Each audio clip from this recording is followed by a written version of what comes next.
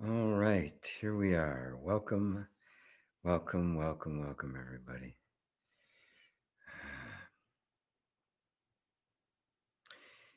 Hmm. Hi, everyone. See that there's already a bunch of people here.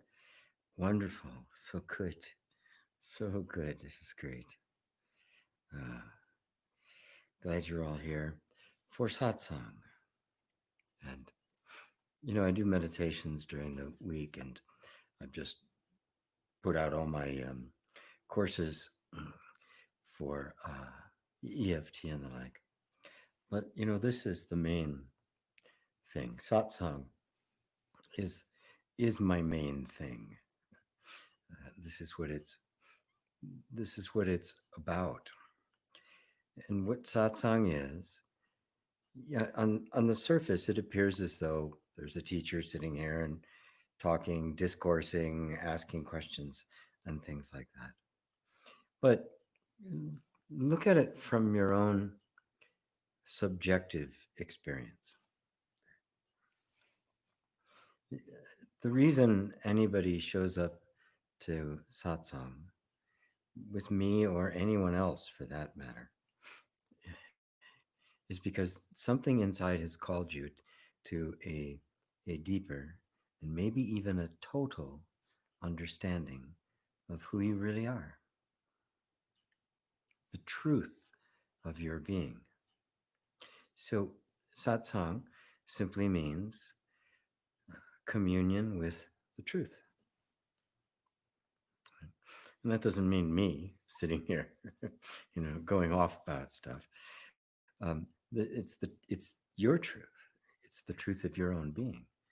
That's why we're here. And especially now, there's so many things going on in the world, so much instability and fear, and concern, and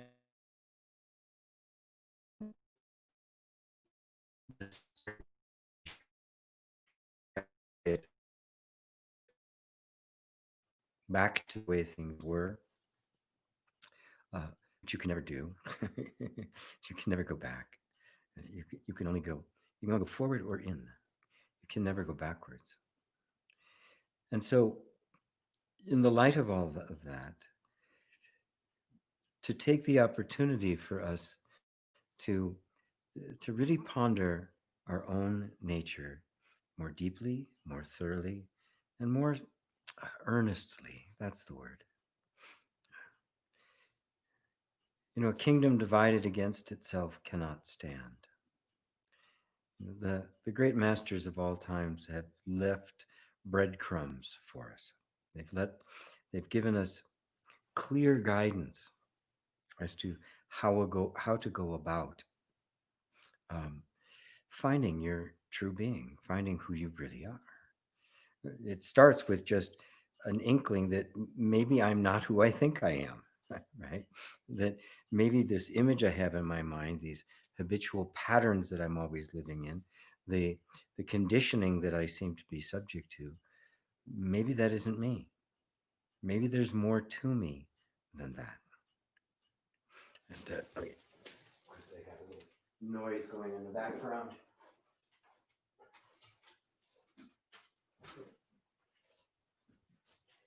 Sorry about that. I just realized that this little clicking sound in the background from a fan, because it does get hot in here. It's New Mexico after all.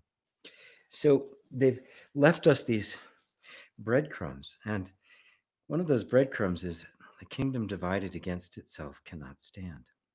And uh, the eightfold path that Buddha laid out in the Four Noble Truths of Suffering, the path being the way out of suffering. One of the steps in the eightfold path is right concentration, or you might say right focus of attention. It's been my experience that when our attention is divided and diffused, we tend to become easily distracted.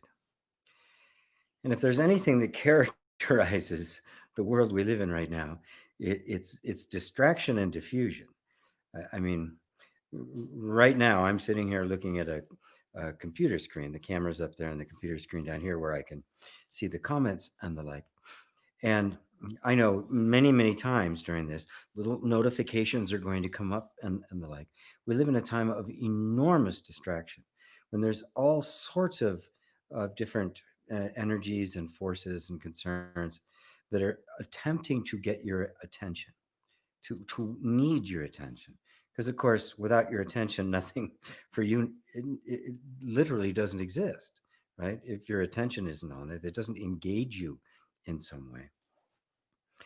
And all of our attention over the years has been diffused, and we've all been trained to focus our attention primarily on external things, and it's become habitual. There's a deep uh, belief within Western culture, and actually in other cultures. I've seen it in other cultures as well, but certainly the entire West, that happiness, peace, security, all the good stuff of life is attained through the acquisition of various kinds of objects. They can be material objects, they can be impersonal adornments like success and the like. They can be the attainment of certain skills. It can even be more subtle, certain states of mind or emotional states that we want to maintain. The that however subtle it might be, it is still a turning outward. It is a distraction from the deepest kind of internal focus. This is what Buddha meant by right concentration or right focus of attention, which he made a distinction between that and right meditation. If you really want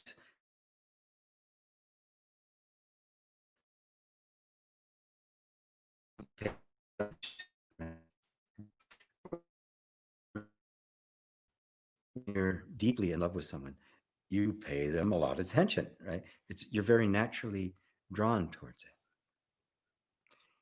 When we really want to master something, we really want to understand something, it completely engages our focus of attention. And that's the kind of attitude or inner posture to take with this inner exploration of discovering who you are. Because so much is going to distract you, and any attention away from yourself is, in fact, a distraction from coming deeply and intimately to know who you are, which means you have to give yourself an enormous amount of attention. And that requires becoming really adept at distinguishing between what is you and what isn't you. And a simple and direct way of doing that is the simple statement: if I can perceive it, it can't be me. By definition, anything I perceive establishes a subject object relationship. There's myself, and then there's what's being perceived. Now that's easy to see with my car and and my, my clothes, my house, my friends, right? It's easy to see that they are not me, right? But other things, feelings, thoughts, sensations, stuff that becomes much more close, much more right here, we can is a lot easier to confuse ourselves uh, and think that's what I am. I am my thoughts. This thought I have about myself is actually me. This feeling I have about myself is actually me. These sensations running through the body are me. I am this body. And so our attention gets even more inwardly focused to recognize that no matter how subtle a perception is, you're perceiving it. And if what I'm what I'm suggesting you ponder, that if I can perceive it, it can't be me. If that's true, then no thought, no sensation, no emotion, no experience. That means no memories, no names, no concepts, no ideas, no ambitions, no aspiration, nothing from the past or the future is me. And this is the age old path of neti neti, or not this, not that. If I can perceive it, it's I'm not that. So then what am I? Well, the gap, or the step that needs to be taken, once you've removed everything that you are, there's still this habit energy of the mind that is still looking for some object. But if you're an object, you become perceivable. And if you're perceivable, by whom are you perceived? It comes to the deep and profound realization that I cannot perceive myself. If I can't perceive myself, then all knowledge based on perceiving myself as an object, be it a thought, a form, an object, a sense, a state of mind, an emotional state. If I any knowledge that derives from any subject object relationship is no longer valid. So the knowing, the way in which I know myself, is no longer subject object. It is no longer classical analysis. It becomes Vedanta. Vedanta is the Sanskrit word that means the end of knowledge. And we go from what is known into the simple.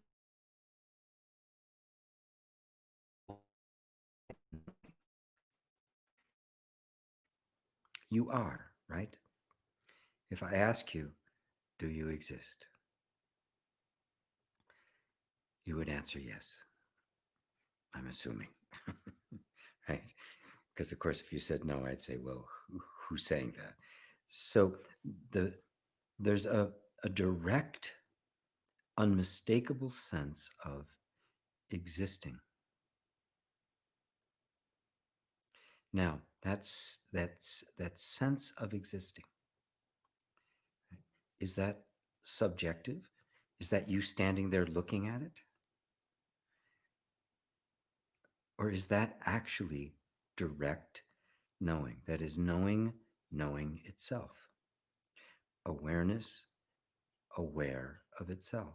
Not awareness as an attribute of someone, because that would make two, but self awareness.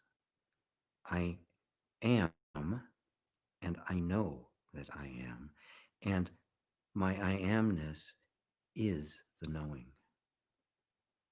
Knowing is being, not as an object. You just are.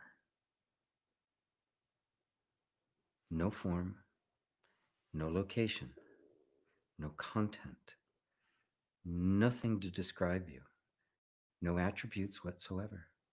You simply are, and you know it. The knowing and being are one. This is Sat Chit Ananda. And therein lies peace.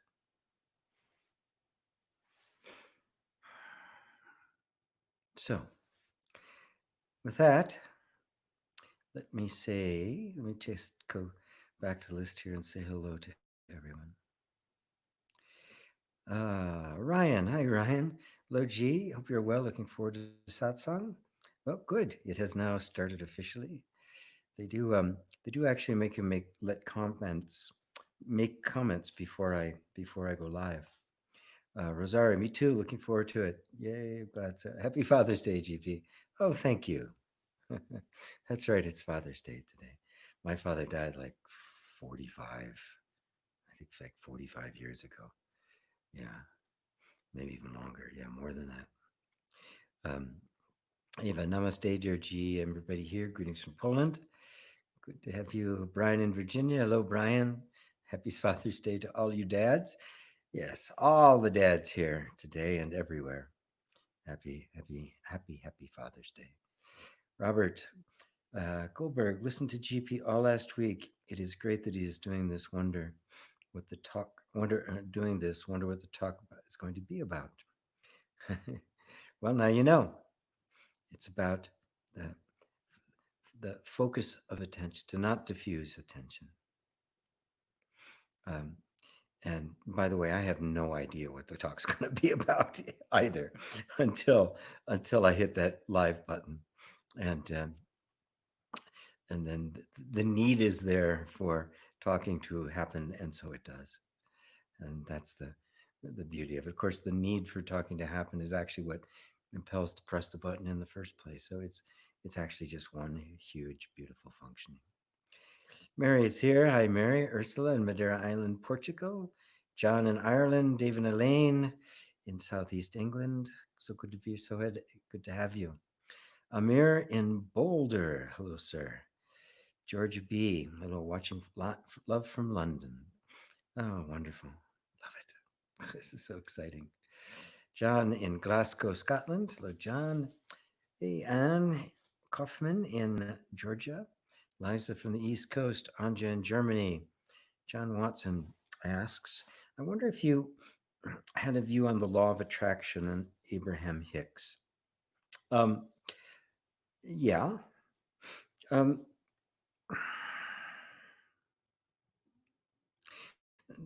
law of attraction and a lot of the modern metaphysical things that have come about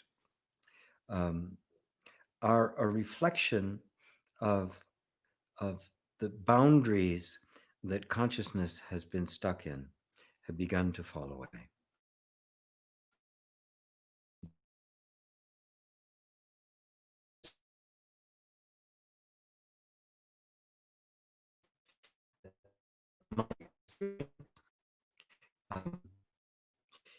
Is what I experience is profoundly influenced by the nature of my thinking and my feeling.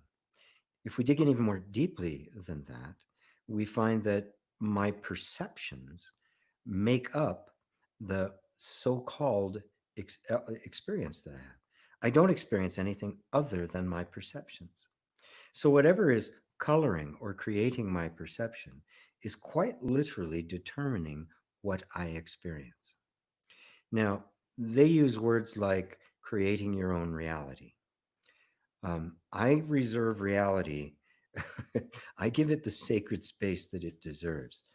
My experience is not reality. It is only what I'm experiencing. And my experience is a fragment of reality. It's a reflection of reality. Reality is what is. It is the truth. It is the unchanging, self-luminous truth. It is self-sustaining. It is self-existent. Right? You do not experience reality. You are reality. What we experience is simply a reflection of our perceptions, no more than a dream at night, no different than that, actually. Um, Abraham and Hicks, and that whole law of attraction point of view is still stuck in the dualistic model of me and a universe. And there's this me, a personal me with my personal desires, my personal interests, and my personal problems. And if I can raise my energy level to the right level that matches the thing I am desiring, then the universe external to me is going to vibrate in harmony with that, and then bring back to me whatever it is that I've been wanting. That's the premise of it. And there's a certain experiential truth to that. That is, it's clear that if my attitude shifts, my emotion shift, that my experience shifts, because they are contributing to the lens of perception through which I'm seeing things. Um, but it doesn't ask the deeper question. So it's not that it's I reject it out of hand, say don't do it, it's terrible stuff, right? Um, it is it is a view of things that is not yet comprehensive. It still sees the universe as separate from it. It still sees you as an individual full of likes and dislikes and wants and desires and that sort of thing.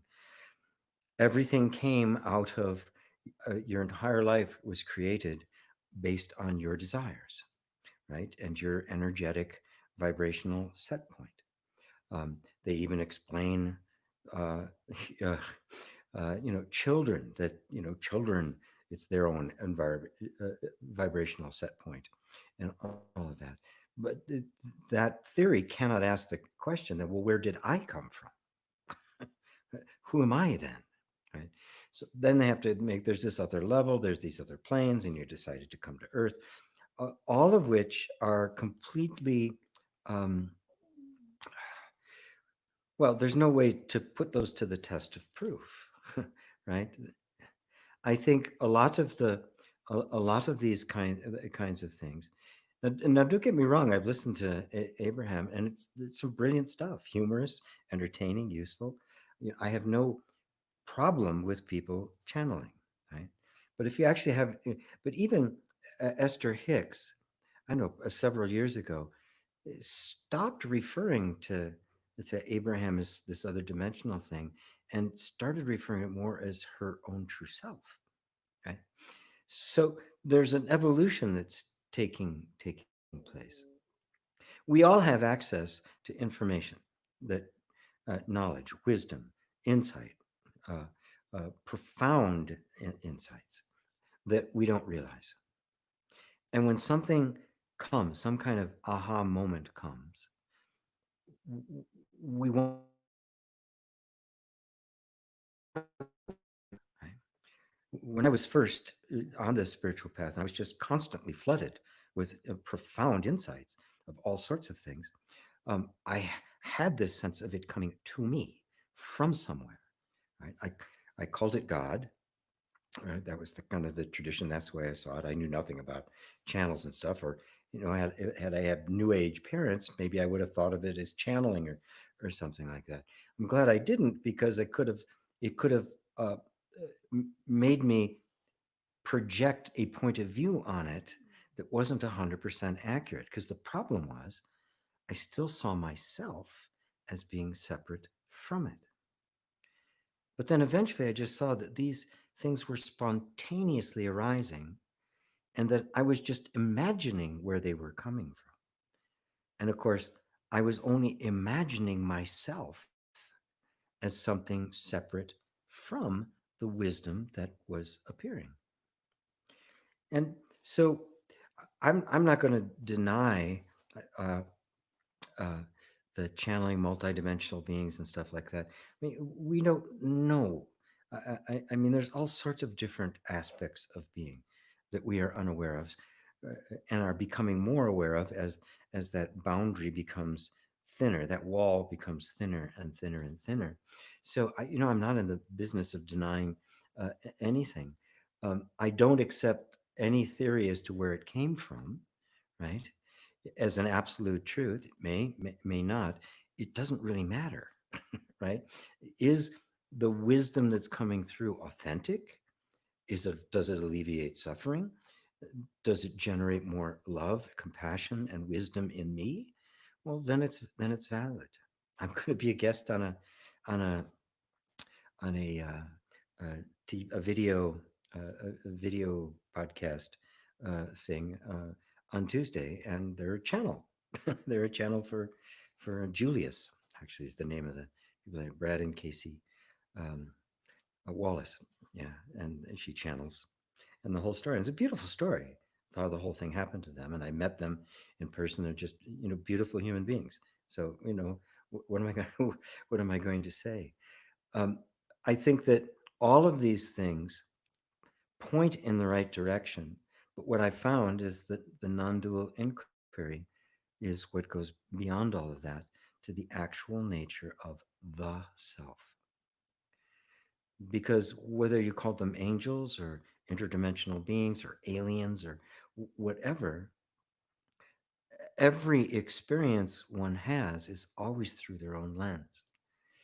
And the ultimate source of wisdom, right? If some disembodied being is speaking to me, well, they're experiencing the same flow of wisdom, right? That's speaking to me, that like I am, speaking to you.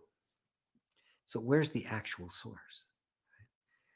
Where's the one from which all emerges? That to me is the question has completely captivated me, and is just kind of set me here to recognize that that's the true self, and that there's only one of them. And it didn't split itself up into souls, but it expresses itself simultaneously as what we would call souls or individuals. Right? So if you see yourself in those terms, to apply the techniques of something like the law of attraction, to constantly choose the better thought, well, it makes, yeah, duh. Why wouldn't you? Right? Wouldn't you choose the better feeling thought? Right? And when you can't, for some reason, when you find this resistance, right, to be willing to explore that, not to turn it into this kind of forcing yourself, to raise your vibration. This, I can hold it up here as long as I can until it crashes, but to become genuinely curious about the workings of your inner world. To see why would there be resistance to something that's so beneficial? Why would I feel resistance to that? That's interesting. I think I want to explore that somewhat. Something in me that wants to cling to things that clearly don't work, wants to cling to unhappiness. What is it? What is that? That kind of curiosity and inward focus opens up and the human system, and simultaneously, without you even knowing it, pulls you out of identification with that system and into another place where you're watching from. And this is the place of the witness, which eventually um, goes even beyond the witnessing, till you see that you are the consciousness and nothing but the consciousness. You are pure awareness. That's, you've never been this body. You've never had these problems. For you, the law of attraction is simply your own nature. Right? I don't attract anything. I am everything. There's even attraction has to fall away because it it it it implies two. Well, there's not two. So that gets all of these various kinds of teachings. They're not rejected. You don't go, no, they're not true. Go away from, bad. Don't believe those. They get subsumed. They're just lesser views, right? That are still more or less um, uh, infected with the idea of a personal self. That's all. As that disappears, the truth of what truth really is there becomes clear and gets subsumed into the higher truth. And the higher truth is you. You are the truth. You are what is. So long-winded answer there for you, John, but hopefully there's some gems and some insights in there for you. Um, Mary, what to do when a bodily state of feelings and contractions comes up and feels so overwhelming that it immobilizes me? I'm quite lost in even watching it, as it is so powerful. Well, who said it was powerful? Right? With If that thought, this is a really powerful feeling, I'm overwhelmed, it's immobilized me. If that thought never occurred to you, would it overwhelm you? Or would it just be a feeling? Intense feeling, right? Sometimes feelings are intense. I mean, sometimes we like intense feelings, right? Sometimes we seek intense feelings, right? So something comes up, a feeling comes up, and immediately there's thoughts about it that create a position and a perception of that feeling. And then what you experience is the perception, not the feeling. This is very subtle. It takes some courage to keep your attention there. I can't even look, I can't even watch it. It's so powerful. That's a thought. You're already watching it, it's already there. And you haven't been overwhelmed and you haven't been immobilized. Right? Maybe it's so strong that you just have to sit there for a bit. Fine. Right? But if you take all of the thoughts away from it, all of the ideas, all of the concepts, everything that is clouding the perception, right? and trying to trying to create a story about it that makes you want to run away from it, and of course you can't, right? And that, oh, it's overwhelming me. Well, it isn't overwhelming you. It's already there, and you're not overwhelmed. Right? You've got a thought that you're overwhelmed. And so that creates a relationship to the feeling. And that relationship, which is arbitrary and imaginary, is what you are, is what you're actually wanting to run away from. Set the thoughts aside. No thought is valid. Imagine if that thought never occurred to you at all. No feeling comes and says, I am overwhelming. They don't say that. They don't speak. I'm immobilizing you. So I am very powerful. No feeling can say that. They don't speak. It's just a feeling. So who's saying that it's overwhelming and immobilizing and powerful? The mind. Habits of thought, right? That simply don't want to have strong feelings. Right? They want to get away from strong feelings, which basically creates an inner conflict and a schism with ourselves. We, it is a form of self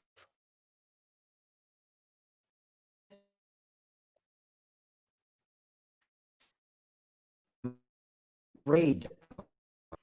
And that's quite natural, actually, right? Because as children, our feelings got us into a lot of trouble. Our very natural feelings would often get slammed. So our feelings became a problem, not our parents, because we can't make our parents. But the actual problem wasn't your feelings, it was the parents. It was the environment that didn't accept you, right? That didn't accept your feelings. So here you are now not accepting your feelings. Oh, they're too powerful, right? I mean, it's just like your mother standing there. You shouldn't think that way. You shouldn't feel that way. No, that's not good, right? You're doing the same thing. Right? But notice, it's just a thought. There's no such thing as a feeling that can overwhelm you. They are just feelings. They come and they go. We compound them and create a relationship with them that creates suffering. Without that relationship, there's no suffering. There's just a feeling. Is that is that doing it for you, Mary? Am I pointing you in the right direction? Heron, hi from the Netherlands. Hello, sir. Good to see you. Why and how does tapping work? I feel a little resistance to it. Um, yeah, there can be some resistance to it. Um, well, how does it work? I can tell you how I think it works and why I think it works. Um, Other people will disagree. The strict materialist will say it doesn't work at all. It's placebo. Can't be real, because it's completely outside their theory. But they reject acupuncture, even though acupuncture works. It demonstrably works. But when materialistic science cannot find a corresponding physical structure, they have to simply deny the existence of it. They can't accept something as energetic. Everything is physical. Right? Everything is a result of some physical structure. This is the belief system. It's doggedly held to, and uh, mercifully, there are many scientists now who are beginning to question that may not be as cut and dry as we think it is. Right? So, does it work? That's the first thing, right? right? If it does, that's actually more important than why, right? If you're willing to do it and it has a positive or healing effect, or even a calming effect, even if it doesn't change anything, if it just helps the nervous system calm down, well, then it's worth it, right? Like any kind of technique or a breathing technique or something like that, that anything that helps the nervous system calm down. W- What the way I think it works, and the reason I use it, is because I believe that it conveys through touch the uh, the message of safety. That there's something about these particular spots that you tap on that mean that have kind of a hardwired association in the nervous system that they mean I'm safe. It's kind of like getting a hug, right? But actually, when you're hugging, you're touching all sorts of acupuncture points. But there's also the warmth of the body, the feeling of being loved. All of those things are nonverbal communications of safety and acceptance, right? And therefore, they have a profound effect on the nervous system. Now, if you're going through a really tough experience and you're having all sorts of emotional distress going on, and you do something physical to your body that communicates safety and acceptance, the nervous system has no choice but to acknowledge that and adapt to it, adjust to it, because that's what a nervous system does. It is a mechanism that constantly adapts to and conforms itself to the environment, and does it so well, in fact, that it can get stuck in a particular form, even though the environment has changed. And that's the stuff we know of is, the reactive patterns and conditioned patterns that persist into adulthood, even though the environment hasn't changed. The nervous system still believes itself to be stuck in that container, much like, when they train elephants in the circus,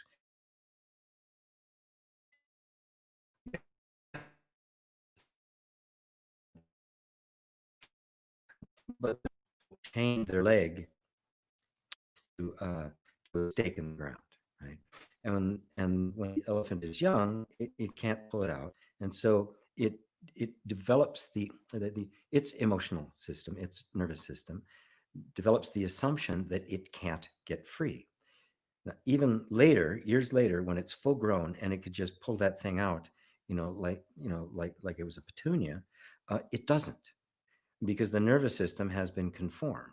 Pavlov, Pavlov has won again, and so um, and so it has to get the message that the environment actually has changed. So when you do things like I do in inner reconciliation, where I simply always agree with whatever the negative, quote unquote, negative energy is saying, I never argue with it. I always accept it. I love it because I know it's the safety mechanism. I honor it for keeping me safe, and the like. I just heap love on it, and simultaneously, not always, but sometimes, I'll also tap, which is conveying exactly the same message, only through touch. Now, that's my theory as to how it works. Again, no scientist will accept it. There's anecdotal evidence. When we are surprised, we do something like this, or like this. Or we're worried. You know, pondering something, really, you notice that you very naturally touch these places at, all throughout the day. Well, the EFT just is actually consciously taken that and put it into a system where you can systematically do that while you're bringing up traumatic material, which then creates an environment in which the traumatic material can release. That's my working theory on it. Again, scientists won't, if you're a strict materialist, that won't be an adequate answer. There was some Korean scientist who claimed that he had found some very subtle structure in the body that correspond to the meridians, but it never went. If it did, it got buried. It never really went anywhere. So does that answer it for you, my friend. Good to see you. Good to see you. Mark C, namaste from Vermont. Hello, sir. PS says, hi. Hi to you. Ivan, hello from Bulgaria. Mary Sykes, reality already is. So our experiences are what we experience within the reality that we mistake to be the true reality. Very good. Yes. Yes. Our experience is a reduction of reality, right? The way a song, a particular song, is a reduction of the totality of music. I don't want to hear all songs simultaneously, right? I want to hear one song at a time. But a song is a reduction, isn't it? I only use some notes, some possibilities, some instruments, some words, or if it's an instrumental, just some sounds, right? Not all of them, right? Although all potential sound, all potential patterns of sound, all exist simultaneously. Any one of them could appear at any given moment, right? But the act of composition is something inside chooses that over that, and so music, the full totality of music, gets reduced to a particular form, and that's how manifestation takes place. That's the reflection of the divine. The human form is a reduction of the infinite possibility of being. The mistake is we have identified with this form.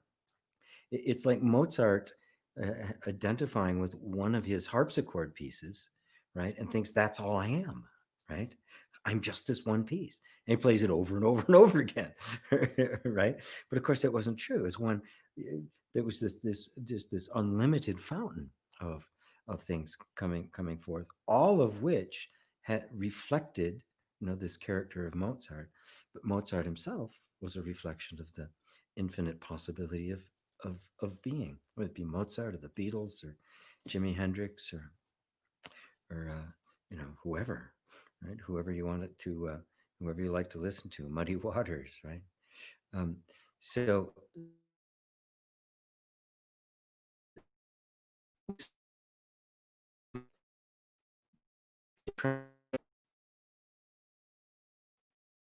experience an objective reality.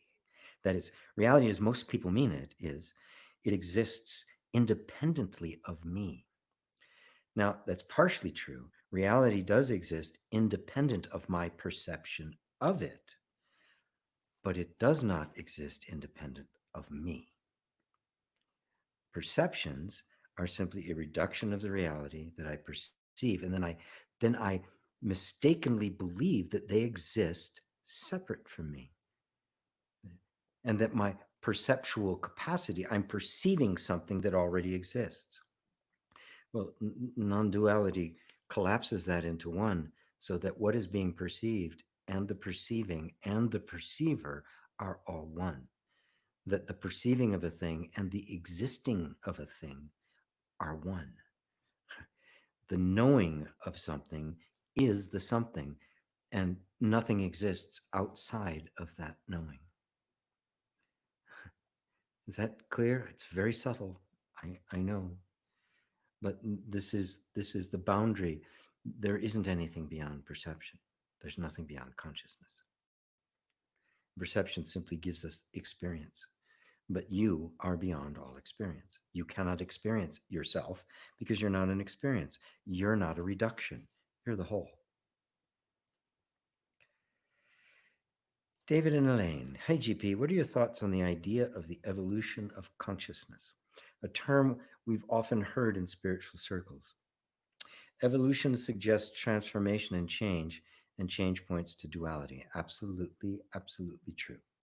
And it is dualistic spirituality. It is not non-dual spirituality. But that said, remember that non-duality is not exclusory. What's the word? Exclusionary. Um, it's inclusive, right? Experience clearly evolves, right? What we are experiencing is evolving. Now, for most people, they see the sense of a person because they've not really been exposed to non-dual teaching. So the sense of a person, right, is regarded as consciousness. My consciousness, your consciousness. There's a private, localized consciousness. That's not how that term is used here in satsang, right? But externally, that's how people see it. So, so what they're really referring to is the apparent evolution that things are constantly changing and do appear to be headed in a certain direction and do seem to be growing and expanding. And sometimes they do seem to contract, but overall, there seems to be this ongoing growth. But that is the evolution of experience. If I, as a person, refer to myself as an individual consciousness, then I will think that I'm evolving, right? But consciousness doesn't evolve. Consciousness gives rise to countless forms that are constantly unfolding from within themselves, like a flower that opens and never stops opening. In the first chapter of the Bible, it says the seed is within itself, producing like after its kind. It's referring to this, the growth and expansion of the manifestation of consciousness. But the way I use the word consciousness, it is that which is aware of it. And it's not hard to turn the attention away from what you're aware of to the awareness itself to find that that isn't evolving. It couldn't evolve. From what to what? If it was evolving, it would be a form, it would be finite. Therefore, there would be no such thing as enlightenment. There would be no end of suffering, right? Because the nature of being itself would be finite. So there would be boundaries, there would be limits, but it can't evolve. And yet, because of its infinite nature, the forms which give expression to it constantly evolve, right?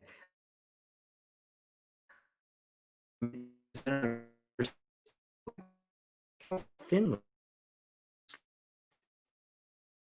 you'll find no static form, even for the tiniest millisecond. This is the great mystery. Consciousness is unfolding itself, manifesting itself in form, but that form is empty. It's emptiness itself.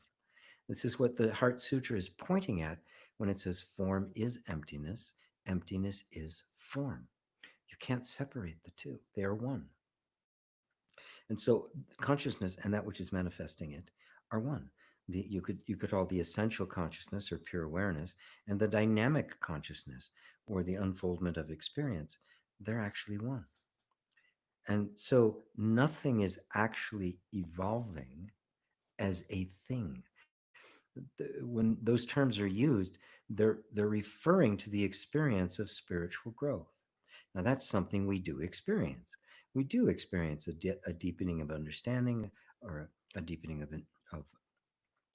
become more subtle, more nuanced, more sensitive, more compassion, all sorts of very highly spiritual and moral qualities do appear and they do develop, right? They do become more refined.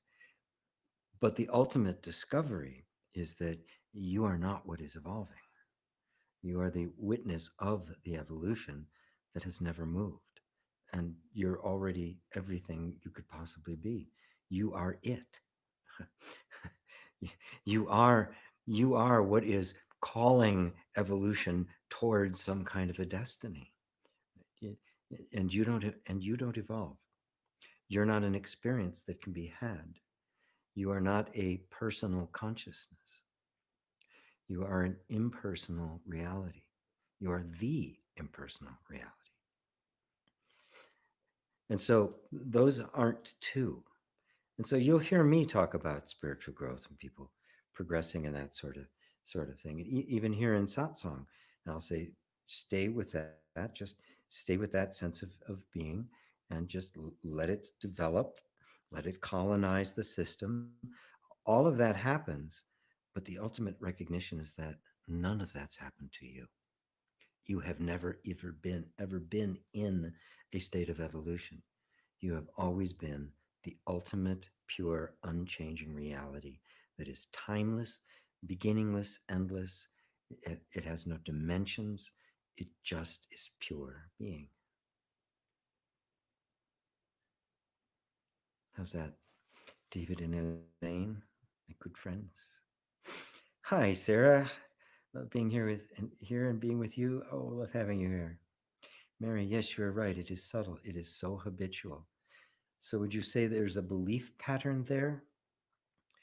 There's an energetic reactive pattern, and this is a continuation of what Mary has asked me before about intense emotions coming up for any of you who might just be joining. Um, and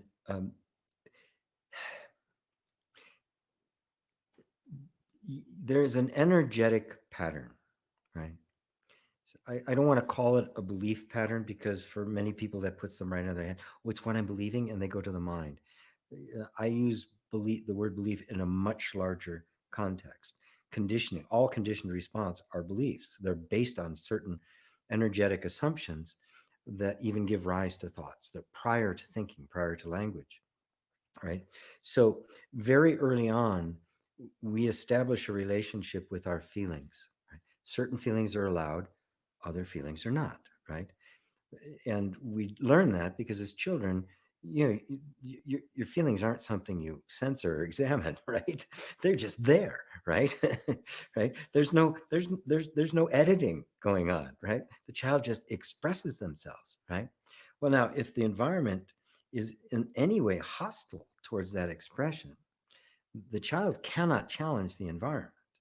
And so instead, it begins to disassociate from its feelings because it doesn't want those feelings expressed because of the pain that it receives as a result of that. Right? So the end result is then, in an energetic level, before we can even talk, there's a relationship set up between you and those feelings. They're not allowed out. If they get out, you get hurt.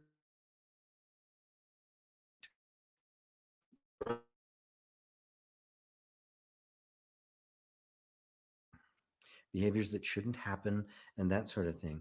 And so this relationship gets solidified into a sense of identity and a conceptual framework in which to interpret it, right?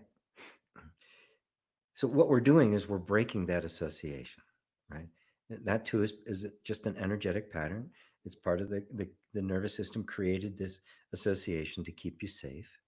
And now what we're doing is showing that the nervous system that it's safe to break that association, that it was arbitrary, and that you can feel these things. And look, you actually are safe. It doesn't destroy you, doesn't take you apart, doesn't harm you, right? So all of the thoughts we had about them, which were simply to try to attempt to suppress them, can begin to fall away, and then the actual feelings themselves can begin to emerge. And with that, traumatic release can take place, and sometimes those feelings are actual inspiration, their creativity. Sometimes they're the best part of you that have just been kept under wraps because they were not given permission to be. And because they weren't given permission to be, we took the sides of our parents, made them bad, and did exactly the thing. And with inner reconciliation and this kind of an inquiry, you release them from that. There's nothing wrong with them at all. There's nothing wrong with life. Life is absolutely perfect. But life has to conform itself to an environment in order to survive. Our job as becoming spiritually mature beings is to dissolve that environment, to create a new environment of safety, right? And to show the nervous system that it's quite capable of surviving on a completely different level, on a higher level of being, higher level of self-expression, higher level of inquiry, higher level of of of of, capabilities. So I'm always very careful about the words, beliefs and belief pattern and things like that, because especially over the last 20 years, the whole self-help and consciousness movement and stuff. Oh, trying to find those beliefs. It's like a witch hunt, right? Which doesn't do any good. Oh, I got this bad belief, got to get rid of this belief, right? And then you start beating yourself up again. It's not about the belief, it's about our relationship to our own inner world and the schism that brought about. And to heal that is love. That's all I'm talking about. It's just love. When you really appreciate how the whole thing worked, how it happened, you can just drop all your defenses against it and recognize that it's functioning just perfectly. So, John Sheehan asks, GP, is mind an asset or a liability? The psychological mind, the egoic mind, is a huge liability. Mind, in its purest form, is the universe. In Buddhism, they refer to it as the great perfect mirror mind. The mind isn't a thing. The mind is simply a collection of thoughts. When it has been liberated from the essential belief, the one thought around which all other thoughts orbit, that is, I am this body, I am a separate self. When it is liberated from that, you discover that mind is the very creative power of being. That it is awareness pondering its own nature, in love with itself, and thus the universe is born. This is the mother of all form, the mother of existence, the mother of everything that manifests the I principle. When the I principle has established, Buddhism, they don't talk about uh, genuine Buddhism. They don't talk about getting rid of it, right? The true path, the Mahayana path, is transforming mind, right? It is not a getting rid of mind. So the psychological mind, that is, thoughts that are conforming themselves to the essential belief that I am the separate self, I am this body, a limited person. Those thoughts make up the egoic mind, and of course they are the container. They're the limitations. That's the source of all suffering. Thinking that I am this, and then and then because I'm this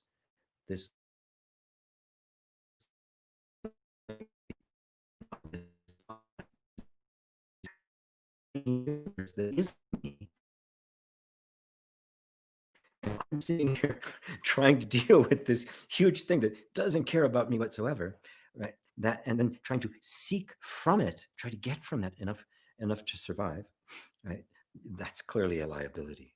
But when that sense of I finally dissolves, and the I thought and the sense of being sinks back into the heart, or merges once again, which with the true I, which is infinite, the infinite one, then mind is now the very expressive nature of that one. It's not something other than that. It is simply one of the innumerable aspects of being.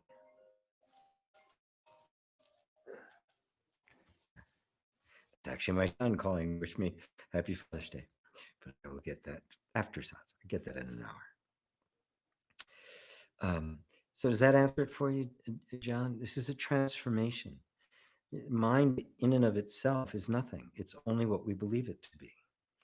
And when we believe that the when we believe into existence the sense of a separate self, right? As a and thoughts then, which are just part of life, right? Just more, just a subtle energy form that's part of life, conform themselves to this central belief. It's the central belief we challenge. There's nothing wrong with mind. It is simply manifesting what the fundamental belief is, and giving life to the imaginary believer. Now, if you see yourself as the perceiver of these, then attention is now coming away from mind to the source of mind. And the source of mind is the reality.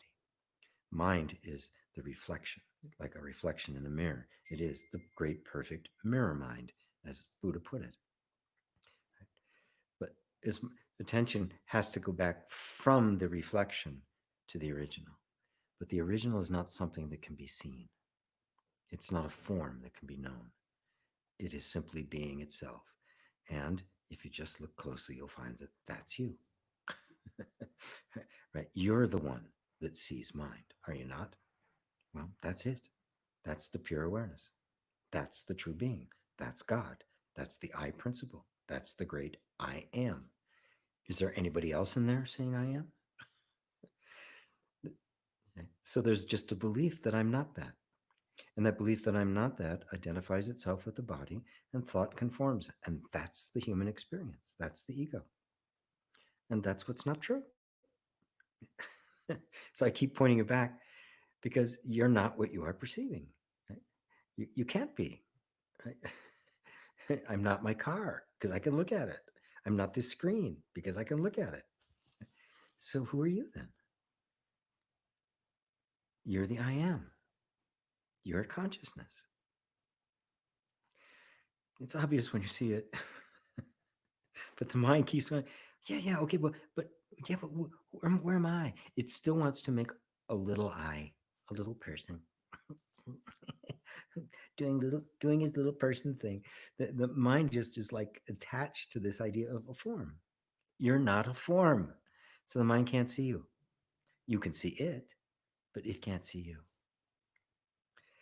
M. Jones, hello, M. Are you new? I'm not sure I've seen you here before. Where are the words that you are speaking coming from? They're coming from exactly the same place in where they're being heard in you. They're not coming from some kind of a personal being that has acquired knowledge over time and is now dispensing it.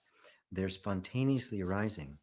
And if I look, where do I find them coming from? I can't find any place.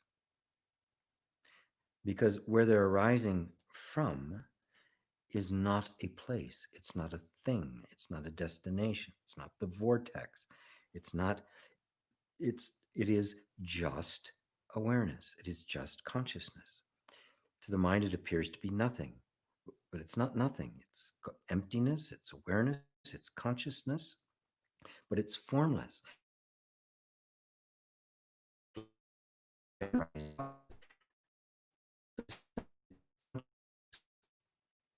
is simply consciousness speaking itself.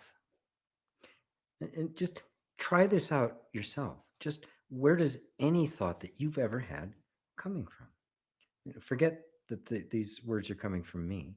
Just look at your own thoughts, because it's got to come back to you, because you're the consciousness, right? You're the only consciousness you actually know. So when a thought arises, trace it back and go, whoa, where did that come from? You won't find some little repository. You won't find a green room where the thoughts are hanging out, right? Eating, smoking, waiting for their cue, 5 minutes, Mr. Thought, right, to go on stage. They're nowhere. They don't exist. They spontaneously arise. Okay, well, what makes them arise? It's the nature of consciousness itself. And what gives them form? Consciousness gives them emptiness, gives them form. Form is emptiness, emptiness is form. You can just do this for yourself. There's no such thing as any thought. Now, it's just the thoughts that arise will reflect the dominant sense of identity. So they will reflect, if you, consciousness, have identified with the form as a finite being, those thoughts, which are spontaneously arising in consciousness, will reflect that. So that when consciousness, the sense of I am, returns back to the heart, returns back to its source, the origin of the formless, those very same thoughts now will start reflecting the formlessness. That's what you would refer to as somebody speaking wisdom, because you can recognize the wisdom. Why? Because they're not coming from a person. They don't reflect a finite person. They reflect the infinite. And you recognize that difference. How do you recognize that difference? Because the infinite, formless that is you recognizes itself. Is that clear, Em? And thank you for being here. Sunny Kalo. Hello, Sunny. Thanks, man. Thanks to you. Nothing to do, nowhere to go, no one to be. That's true, but I only say but because it's there's nothing false about it. But I want to make sure that for you, that is an actual lived experience and not a nice spiritual idea. If it's a nice spiritual idea, that's great. It's a great start. Keep going, right? No one to be. Who has nothing to do? Who has nowhere to go? And who has no one to be? There's a strain of non-dual teaching that just makes that gets to the nothing and leaves it there, right? There is no doer. It means there's nobody at all. Nobody exists at all. Well, that's nonsense. You obviously exist, right? But as what? That's the question. So getting to the there's nothing to do, nowhere to go, no one to be. It's great. Now, who are you then? With nothing to do, nowhere to go, nowhere to be, no definitions. You're still here. That's self-evident. Who's that? Who's here? Right? That's why I, that's the only reason, because nothing you said is false. I'm just wanting to make sure that that becomes the reality for you, and that the fruit of that reality is that you recognize that I am that which appears to be nothing. It's not nothing at all. It is me. It is the one me. It is the only I, the true I am. So just wanted to throw that out for you there for you, Sonny. Dave and Elaine, thanks for your answer, GP. No surprise that it completely resonates here. It gives clarity and explanation to a term we have both found misleading and unclear. Yes, good. Now it's clear, which, um, and it was the evolution of consciousness. For those of you who might have joined later, it was a question they had about that phrase. The fact that it's clear for you, and you now see it from the higher position, empowers you to be able who don't have that higher option, who still see themselves as evolving. Because now, look, that's a whole lot better than somebody who doesn't see, somebody who's stuck, right? So when you look at it as spiritual growth, which is itself just part of the dream, um, uh, it's a valid place to be, right? We all go through the seeking stage, and some of those people will hold on to it dogmatically, like a belief system.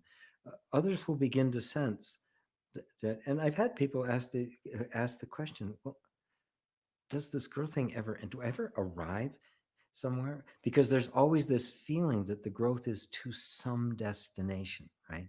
That's kind of the hidden mistake underneath it, that the growth isn't arising from perfection to perfection. It is the soul's journey that has to learn something, right? And so there's this destination, which means I'm incomplete now, and that's the subtle undertone that makes mischief, right? And so people will hold to that very tightly. They see it that way, and others will kind of go, but isn't there an end to this at some point? Right? Yes. And that point is now, when you see that you're not going anywhere, that it is not an evolution of consciousness, it's an unfoldment of consciousness. It is not here getting to there, it is here constantly revealing itself as this unlimited here-ness. So, thank you guys. Carl. Hi, GP. As I try to be more present, it can be so pleasant to experience that it moves me to tears.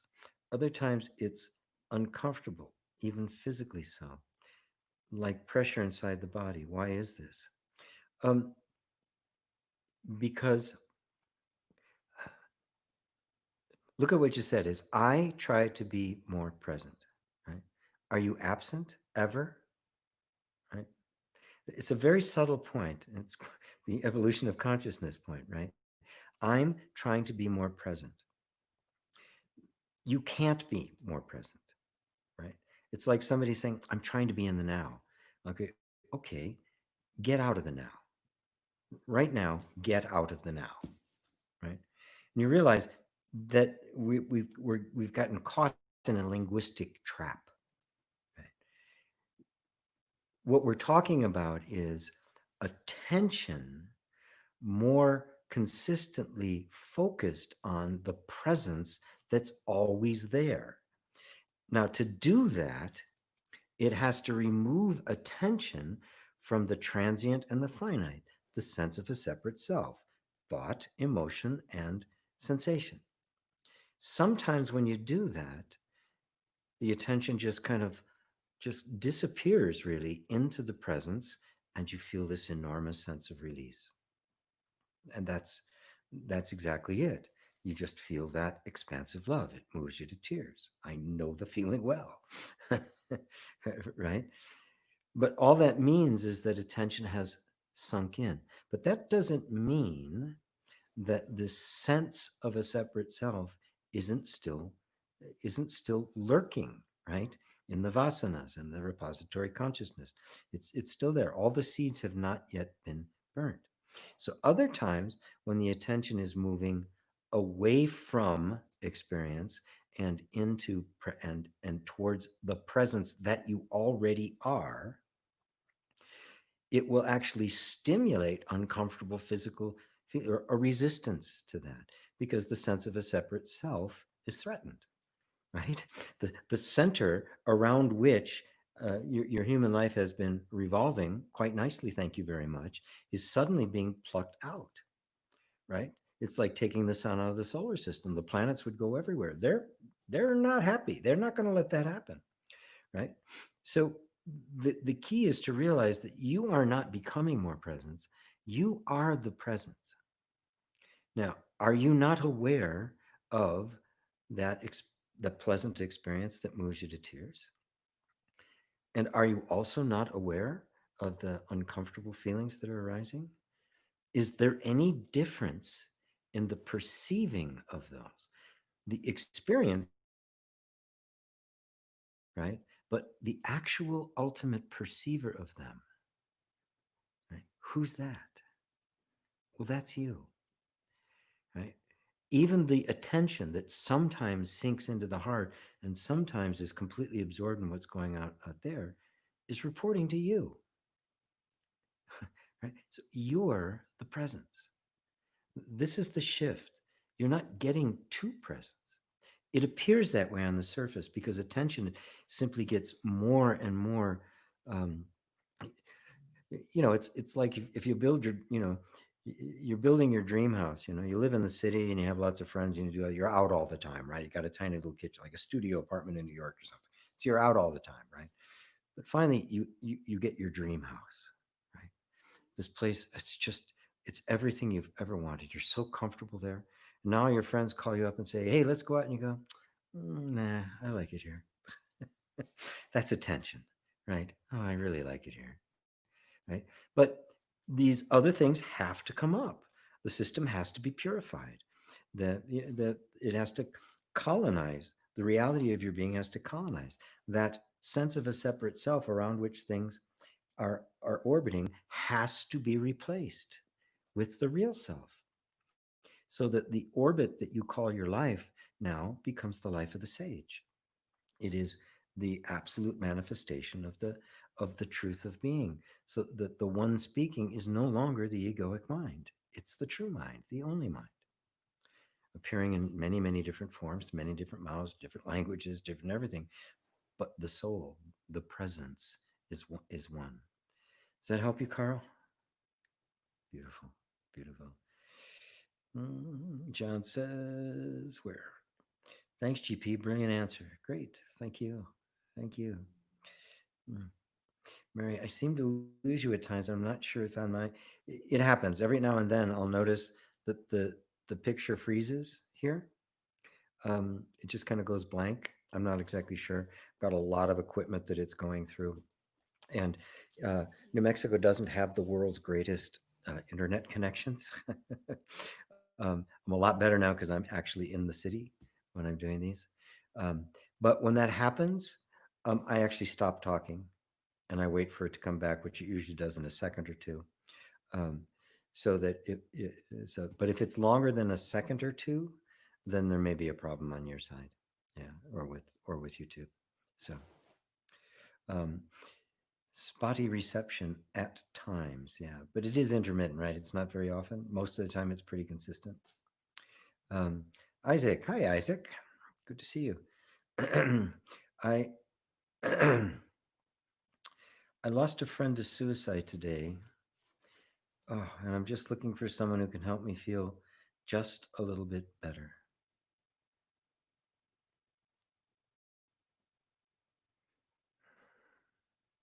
Well, I'm not going to try to make you feel better by diminishing it, by trying to make it less of importance, like he's gone to a better place, or any of the reframes that people try to do. Because I find that the best way to deal with grief is to fully and totally embrace it. You lost a dear friend. Grief is our natural capacity for our entire being to realign itself in a world where it has just suffered an irrecoverable loss. I want you to be with your feelings. I want you to cry your eyes out if you need to. I want you to let every bit of feeling you have run through you because I'm not going to sugarcoat it. You lost a friend for good. Irrecoverable loss is the most difficult thing for human beings to deal with. That's why we don't like death. At some point in all of us will face a death where we will lose everyone we know. People try to imagine we're going to another place, we'll be able to look down on them. No. Forms come and go. You are forever. Your friend is forever. The form has gone and cannot be gotten again. And your whole body energy system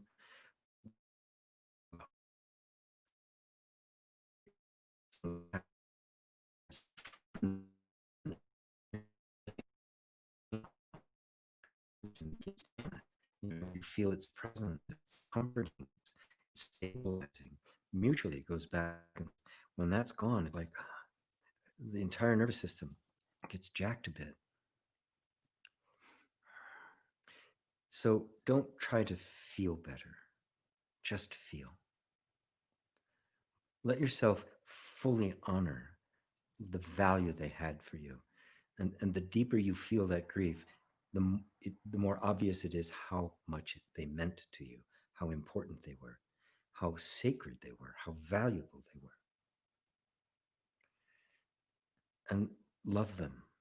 Love, love all the reasons why they were your friend, why you wanted them in your life. On a very real level, that energy is still there. It just can't be seen. It isn't in physical form anymore. But the energetic signature, which is the reality of you and your friend and me and everybody listening, that's still here. When Ramana Maharshi was on his deathbed, when the end was obviously quite near, many of his followers, his disciples, his students, some who had been with him for a very long time, were very distressed. They were crying, they were very upset. And he said to him quite matter of factly, "What are you crying about? I'm not going anywhere. I am that voice in you." That voice in you of your friend is where the real merging took place. You're two faces on the same soul. So you can't lose him. Yeah, that expression is no longer there anymore. We're not going to hear any music from John Lennon anymore, but he still lives in us, right? Those, especially those of us whose lives were so influenced during that period of time. And so your friend, well, it isn't a world reach like a John Lennon reached you and others too. I'm sure he had other people that touched the beauty of it, the, the all the qualities that you know of as him are still there. And in a very real way, uh, they'll still communicate and take form. You'll find yourself doing something and suddenly you'll hear his voice or her voice. Right? And whatever it is that possessed them, whatever it is that they were dealing with, that made it just too difficult for them to stay in this body, um, recognize that this too is being reconciled and resolved for them. I find that the more I accept, totally accept without resistance, my grief over loss, that I find that the grief does not create suffering for me. I feel it more intensely because I'm not resisting it. I'm not trying to reframe it. I'm not trying to put a story around it. I feel it absolutely more intensely. But at the same time, there's a peace underneath, which I think is what you mean by feeling a little bit better. Just a peace that this makes sense. This isn't a random arbitrary act. It's not stupid. It's not inexplicable. There's a there's an inner sense that this makes sense. There's something right about it, no matter how it appears on the surface. And and there is underlying that, if you simply completely surrender to everything he meant to you, she meant to you, everything about it, about the experience, about what you're feeling right now, completely surrender to it, and you will find that place of stillness that underlies it. And it will completely support you as all of the grief works through the system and settles into a new dynamic with your friend in disembodied form. Does that help out, Isaac?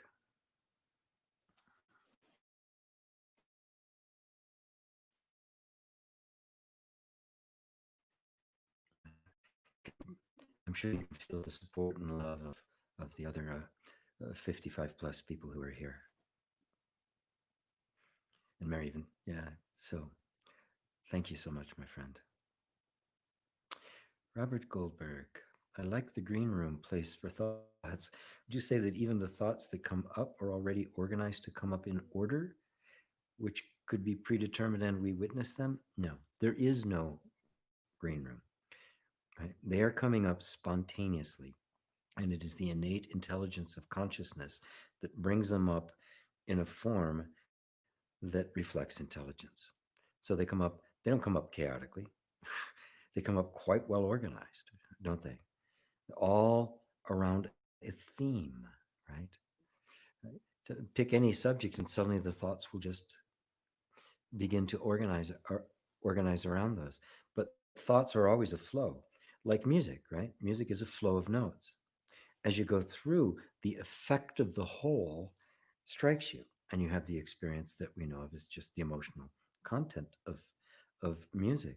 But every note is one at a time, every thought. And every one of those notes is appearing spontaneously. That's dramatically true when you listen to improvisation. They're not organized in advance. They are just happening. You can't even say somebody's doing it. They're just happening. The thoughts I'm sharing with you right now, they're just happening. There's no, they come out organized. Why? Because consciousness is intelligent. The universe is not chaotic. It's not a bunch of random stuff. It's not the 100 monkeys. Yeah. So organized to come up in order which we could be predetermined and we witness them. There's nothing there to predetermine them except the nature of consciousness itself. Right? Consciousness, in order to predetermine them, they would already have to exist, right? and you'd have to see them somewhere. So they'd be a green room and they'd all be sitting in there and you could see them and go, okay, now come. But that's not what we experience, right? So they aren't predetermined. Thank God they're not predetermined. Imagine how stuck it would be if it was all just predetermined.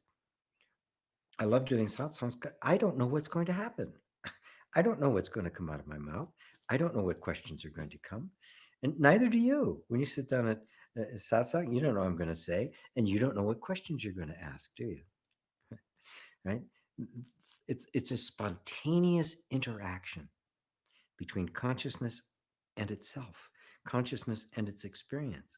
And it experiences itself, which just inspires the next level of experience. It's this kind of this perpetual unfoldment that's just almost impossible to put into words. But the only reason we don't see it is because we think of things in terms of plans and order. And it's, if these thoughts are coming out and they make sense, they must have existed somewhere and been organized.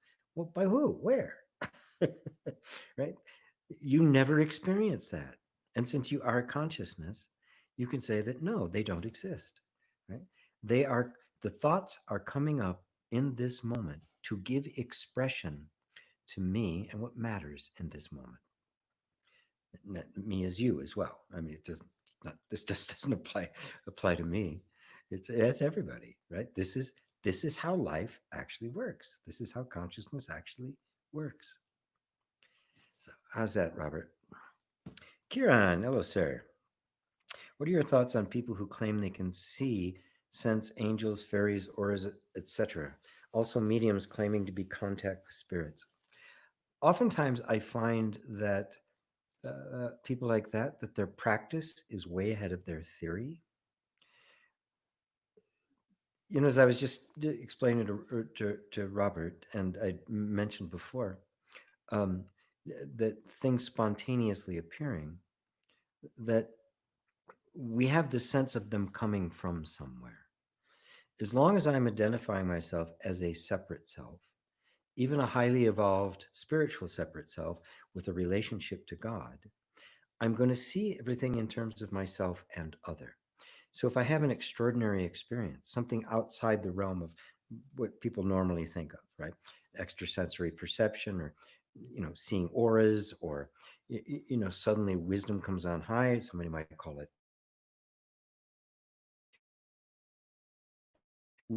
there's this experiences that are out,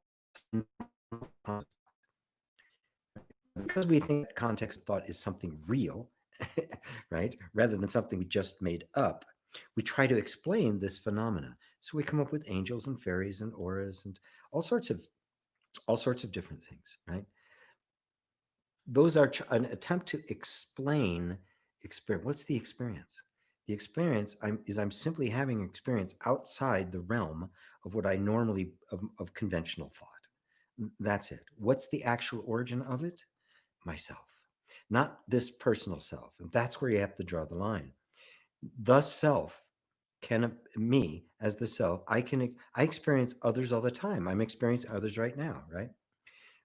What's the difference between me seeing angels and fairies or me seeing you? The only thing that makes it a difference is our belief system. Oh yeah, well, you're here, you're physical, it's not. Well, these guys are non-physical, they are other dimensions. Really? No, not at all, right? This is our convention of thinking. It's not true. Right? And that boundary gets thinner and thinner and thinner as time goes on. The veil between living and dying dies. The increase in near death experiences and the like proves that this veil is imagined. It's a conceptual one. It's a limit of the mind. It's not real, but it's also not objective. You can see angels? Sure you can, but they're not separate from you. I see the sun in the sky. It's not separate from me. But that me I'm referring to is the universal I. It is not the person, right? That's what we have to see. If I think of myself as a person, a finite, limited person, then I will see angels and fairies as other. But in fact, what they actually are is myself reminding me of who I am. It's all you. But that you is the infinite one, not a finite one. And so the diversity of experience, whether it be esoteric and out of the ordinary, or it be absolutely ordinary, a blade of grass or a rock, are all experienced the same way. They're all myself made manifest. If I see myself as finite, then everything else is other, right? If I see myself as the one, then everything is me. Now that doesn't mean everything is me, nothing appears, right? It's like it's a big void. Oh, it's just me. There's nothing here. I'll just sort of, what am I going to do now? Right? Read a magazine? Oh, there aren't any magazines. It's just me. The entirety of the manifest universe unfolding over countless eons is you. It is animated by the one I, the one beingness. The beingness didn't divide itself up, it simply pondered its own nature and gave birth to a universe. So, this is the mother of the I, is the mother of the universe. That's the nature, that's the true meaning behind all of the goddess images. Whether you experienced one, you know, apparently in physical form, right? I don't experience you in physical form because there is no physical form. This is all consciousness. Matter's an illusion. I won't go off there. Carl, I forgot to ask if that worked for you, Karen. Are you catching on to that? Right. So it's not a denial of any of it. You're just seeing it, all of this, for what it actually is, which is absolutely marvelous and beautiful. It's hot in here. Drink of water.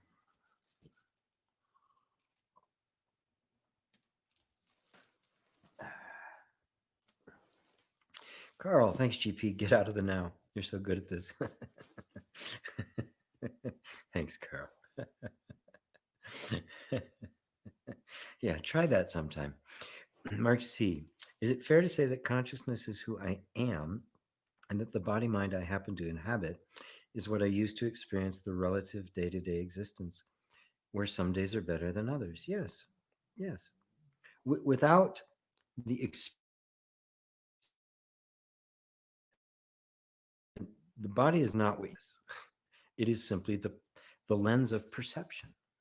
It doesn't exist independent of your perception of it, right?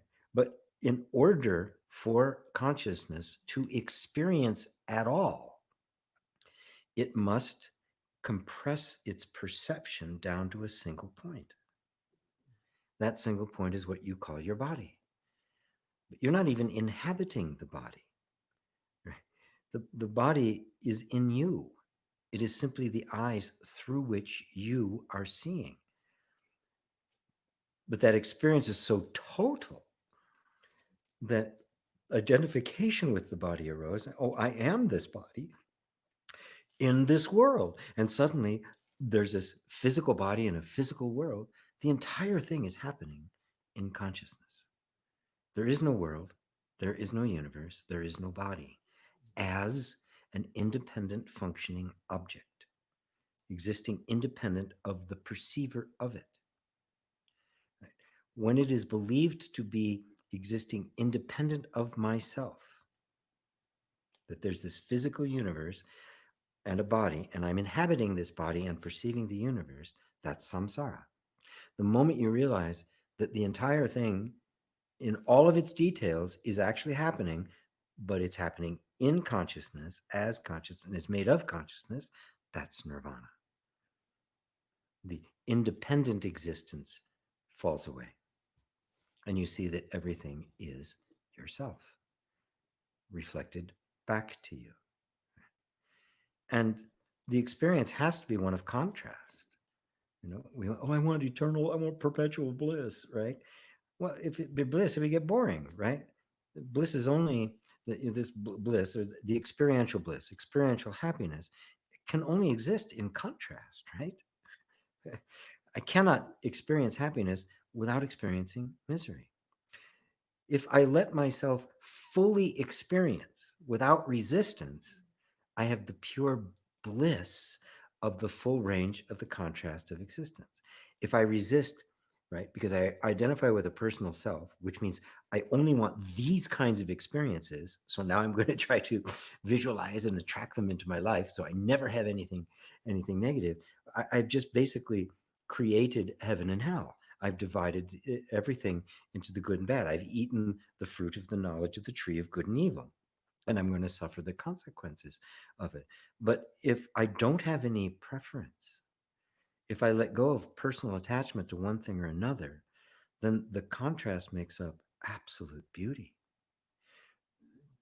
Like grief, which I was talking to before with Isaac. Right? The grief indicates how much value something has. When we know things are that the experience is going to go, that we cannot hold on to anything, it becomes infinitely valuable. It takes on infinite quality because it's unique in the entire universe. The experience you're having right this second will never ever happen again, and it's never happened before. Suddenly, the mystery and the miracle of this moment and the infinity of things that came together and coalesced to make this moment happens just blows your mind. And now it's like, fine, bring on the grief. Of course I want to taste grief. Consciousness wants to taste experience. I want to taste it all. I want to taste love and ecstasy and orgasm, and I want to taste pain and deprivation and and and aloneness. I want the full range of experience. If I am identified with a separate self and I'm attached to something, I will experience that as suffering. If I'm not attached to it and I'm not identified, I experience what in fact is the most magnificent thing there is, consciousness knowing itself. How's that, Mark? Sensmita, hello, hello, hello to you. I've experienced that my life is not personal. Oh, this is Tachana. Oh, wait a minute. Getting mixed up here. Um, Tachana. I have experienced that my life is not personal.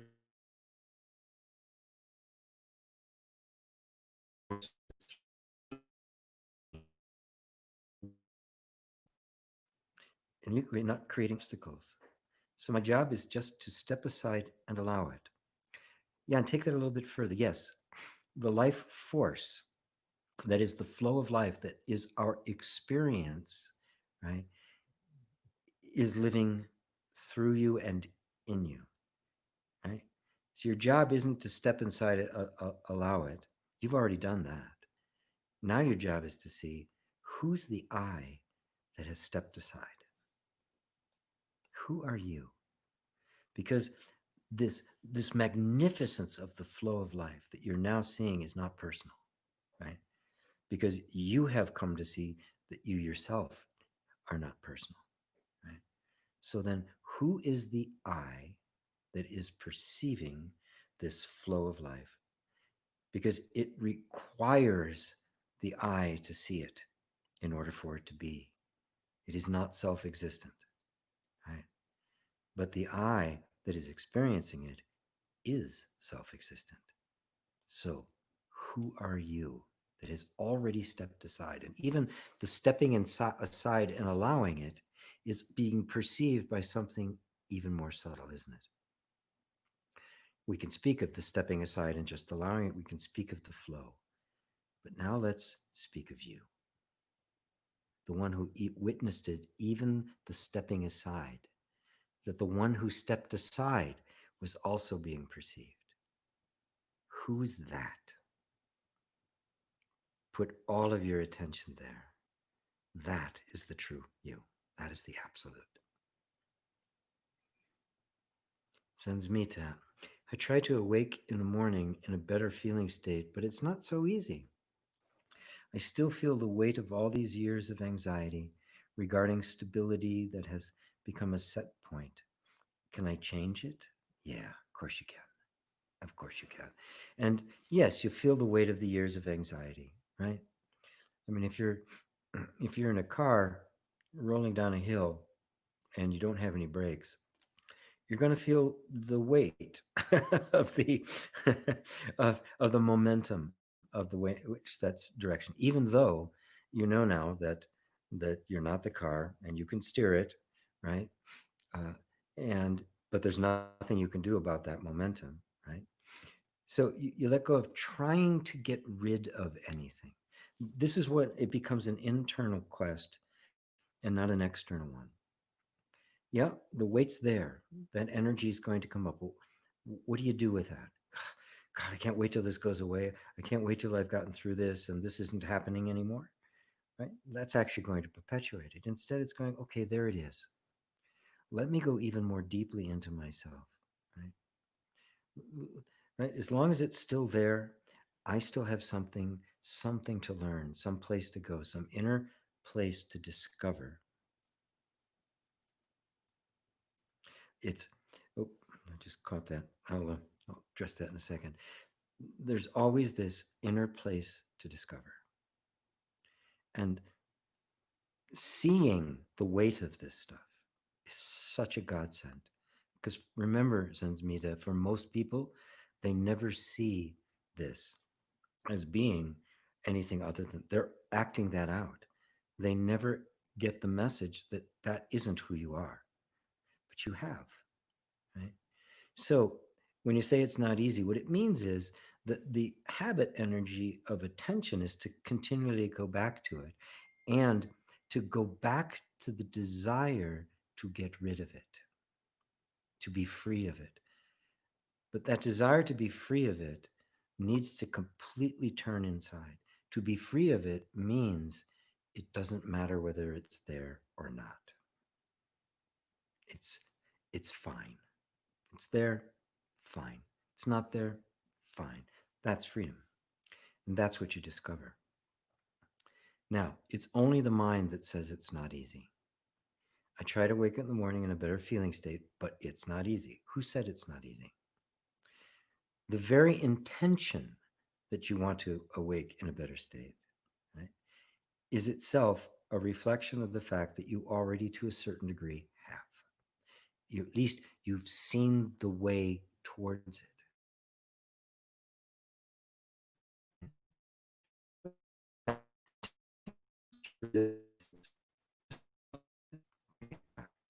Don't let your mind tell you it's not easy, right? Because if you think it's not easy, you'll be struggling with the thought that it's not easy. It's just a thought. If that thought never occurred to you, right? You woke up and that thought never occurred to you, this isn't easy. Would it be hard? No, because it's just a thought. So be, we're becoming really adept at distinguishing what's actually happening and our thoughts about it. And in that distinguishing, that discrimination, is your freedom. And that's how you change it, right? When attention has been withdrawn from its resistance to what's happening, freedom opens up, and that's when the transformation takes place. And it's already happening, my friend. It's not like it's a moment that's going to happen. It's already happened. We wouldn't be having this conversation if it hadn't. Heroin says, thanks very much, G. You're very welcome, Heroin. Ryan says, when your screen freezes, for me, it's always about 7 seconds and you're in the middle of a sentence when you come back. It's not just me. A slightly longer pause would be awesome. Okay, good. Thank you for that. Thank you for that. I am looking into seeing if I can't get fiber optic here, which is what I want to get. But I'm going to see if I can upgrade the business class because now I'm in town. I couldn't when I was up in the mountains. Heron says the same thing here. Okay, so I'll just pause a little bit longer, take a sip of water when it goes out like that. Love your questions, Ansmita. Very good, says Mary. Thanks, GP. You're welcome, Kieran. Sarah says, Dear Isaac, So sorry to hear that. Love the memory of your friend and love yourself. So much outpouring of love for you, Isaac. Hopefully, um, you were able to get what you need here. M. Jones says, "What does samsara is nirvana mean?" Oh, great question. They're one and the same thing. They're two different viewpoints of exactly the same thing, right?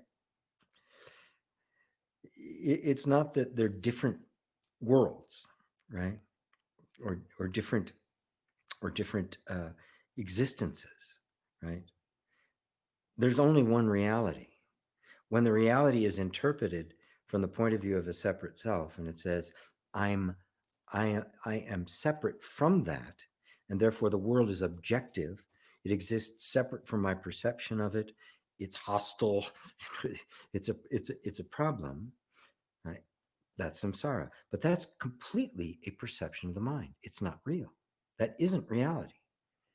Right? It's looking at reality because we always are. You're always looking at reality because you're always consciousness. Right? And interpreting that reality from the perspective of being a separate self. Now, when that same reality is perceived as consciousness and the separate self is gone, that's nirvana. The separate self has dissolved. The word nirvana means extinction. It refers to the fuel of a flame, and the fuel has become exhausted, and the flame just goes poof. It's referring to the extinction of the sense of a separate self. If I'm separate, then I'm this, the world is that, and I now, in my perception, in my dream, excuse me, in my belief, I have created a world that doesn't actually exist. That world's in the mind, and it's perceiving that which actually does exist, right? So it's an illusion, like a mirage in the desert. The sand's there, the light, the heat, thirst, all of that's there. The mirage isn't. That's a projection of the mind. So the universe is a projection of the mind. When it is believed to exist independently from my projection, that's samsara. When I realize it is just a projection and that the entire thing is happening within consciousness,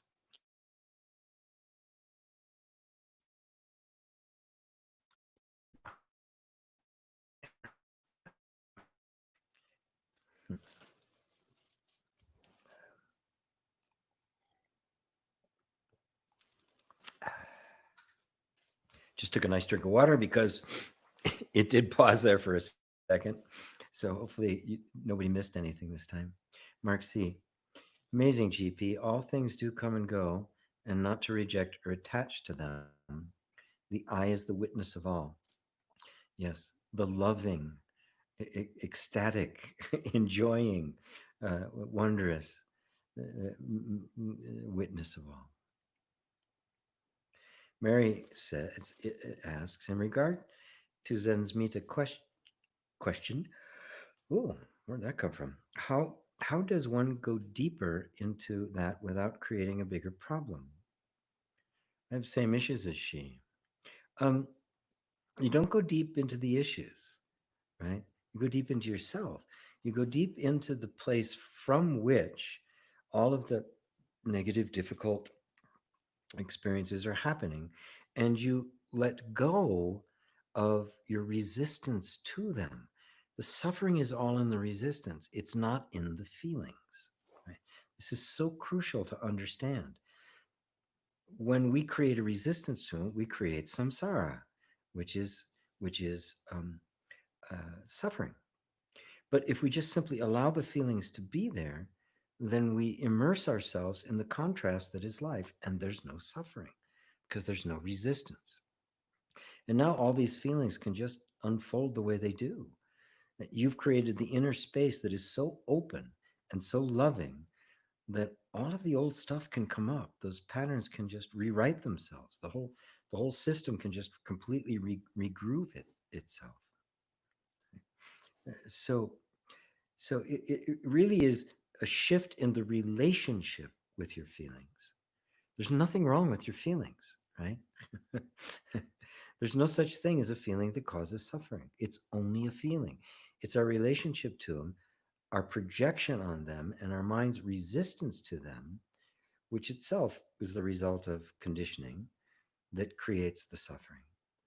The job here is to end suffering, not feeling. I don't think anybody here wants to stop feeling. I don't think anybody here wants to never be kissed again or enjoy a good meal, right? Or a full body massage or something. I don't think anybody wants to give any of that up, right? We only want to give up the suffering. So, what's the source of suffering?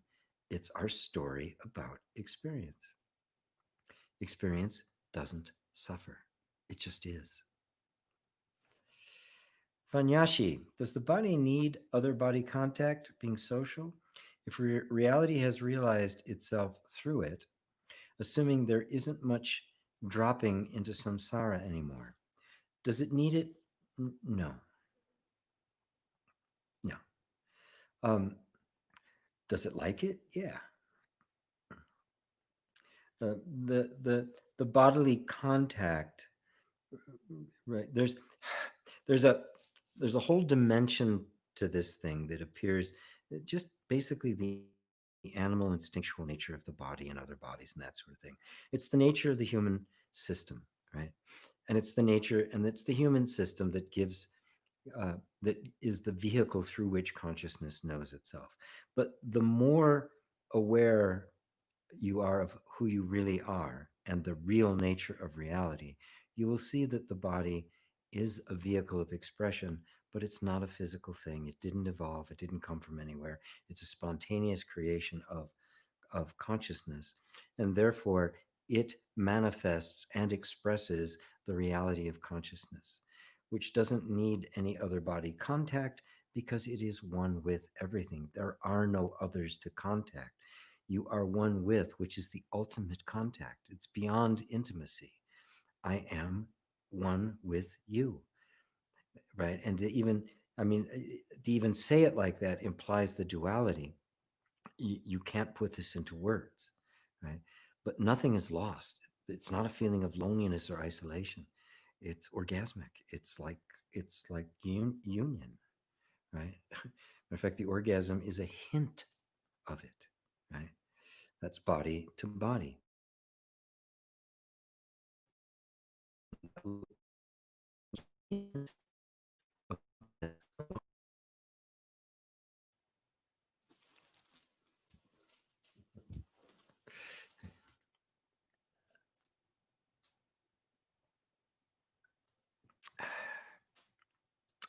I think I allowed enough time that time. Perfect timing, GP, when you go out. Good. Hi, G. Says Jay. Hi, Jay. What's your take on conscious manifestation? Um,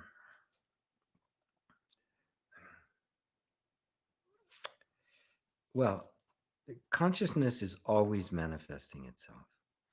And wherever our attention focuses, manifestation takes place. Right?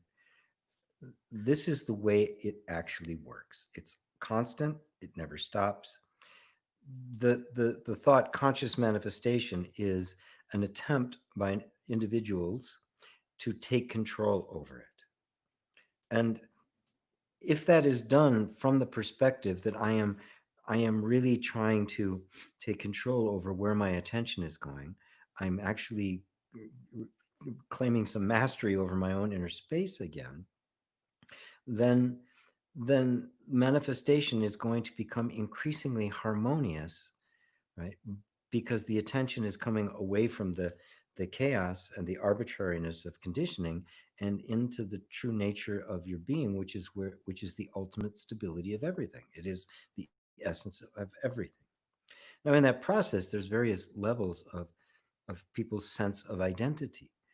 And so for many people, they want to control conscious manifestation to get what they want. And and that's fine, right? But it's a level that will eventually run out of steam. And for most people, it doesn't work because it's not really what we're about. We're about self discovery, not creating a particular kind of life. When you know who you are naturally, not as an act of will or volition, creates a harmonious life because you're internally harmonious, and that internal harmony will reflect itself in the world around you. But to seek that in order to get the world to be a particular way is a very subtle form that the ego takes. And that's mostly what you see in law of attraction, conscious manifestation. Although Eckhart Tolle teaches about conscious manifestation, but he does it exactly the way I'm saying it. No emphasis on what is being manifested, but all emphasis on being presence, right? So I like the way he does it. I agree with you.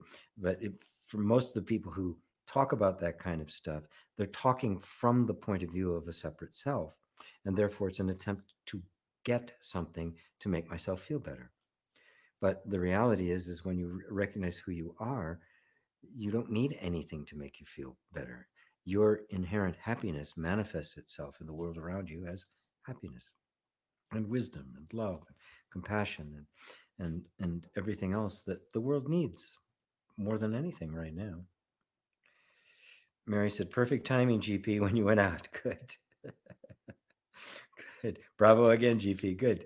So good. Now I got the timing down. I knew when it clicks here that there's actually going to be, it's actually a little bit longer for it to resync than, so 7 seconds looks like it's a good number. And thank you. I think it was Ryan who gave me the 7 second number. Thank you.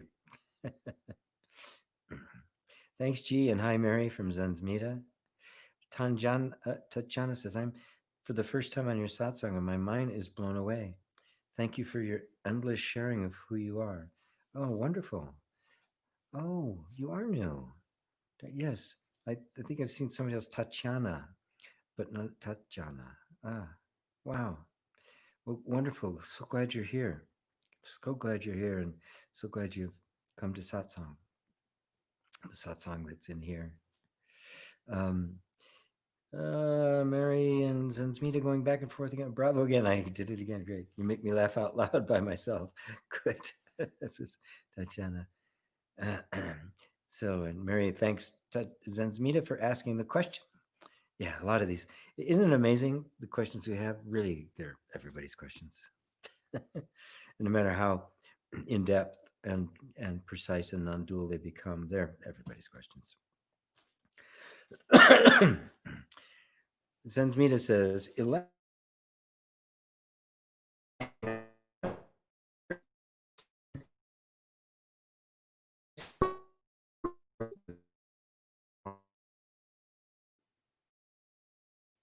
time for another drink of water.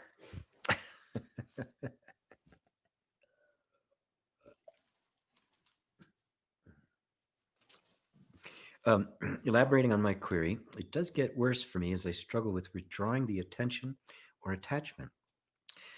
Yes, it's going to do that for a while, right? Remember, there's a momentum behind it.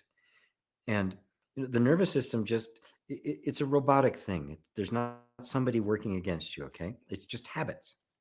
And the habits always want to draw you back into the habit.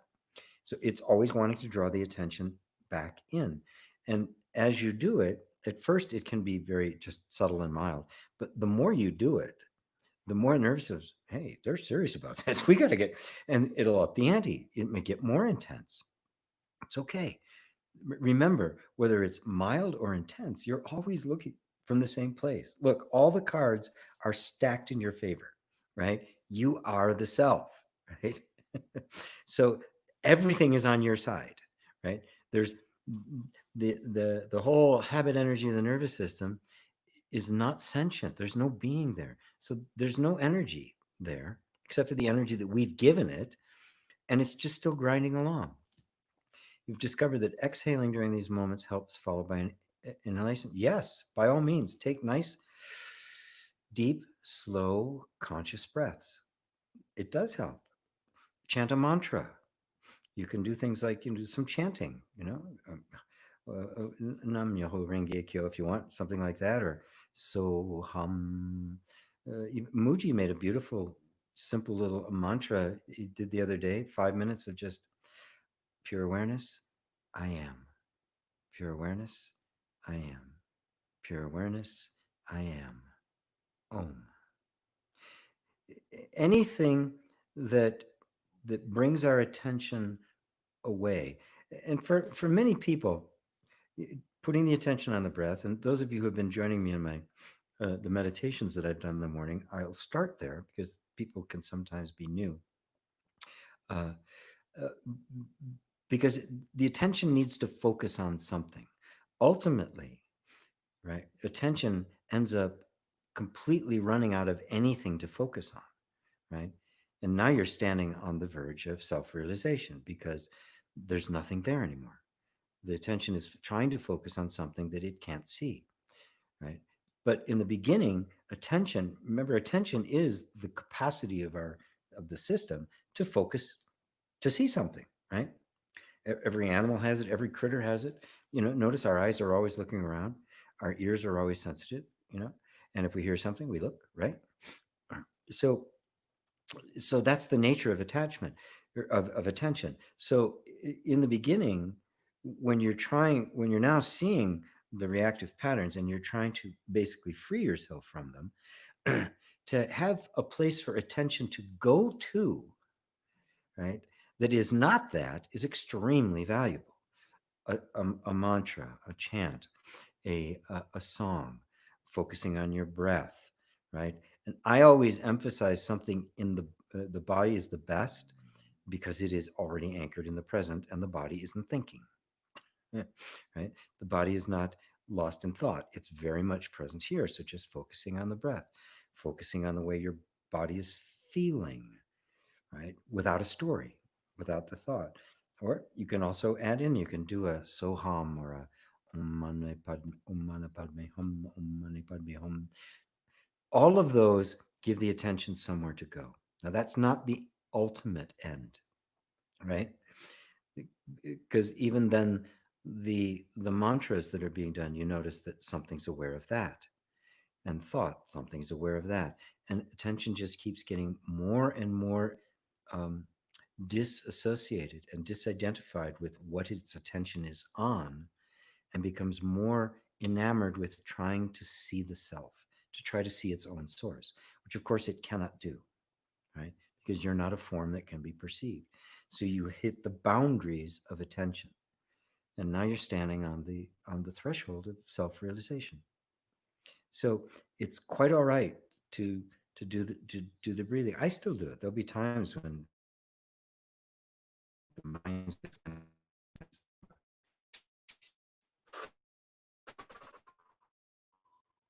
sends an immediate message to the body, to attention. Okay, like that's not important. So it's very good. She says it helps, and then followed by quietness. It's definitely a practice. Yes, good. Yeah, and it's a good practice. Absolutely. Every practice, this is important. Every practice is temporary, right? No practice is forever. Every practice eventually fulfills itself. You master that, and then you're on either onto the next practice or the realm of no practice. And no practice is the effortless state.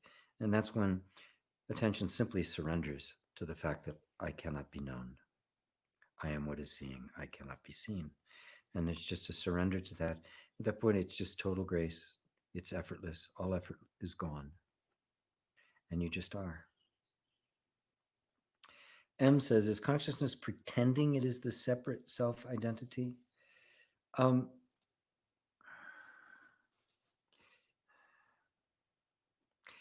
it's more subtle than that. Um,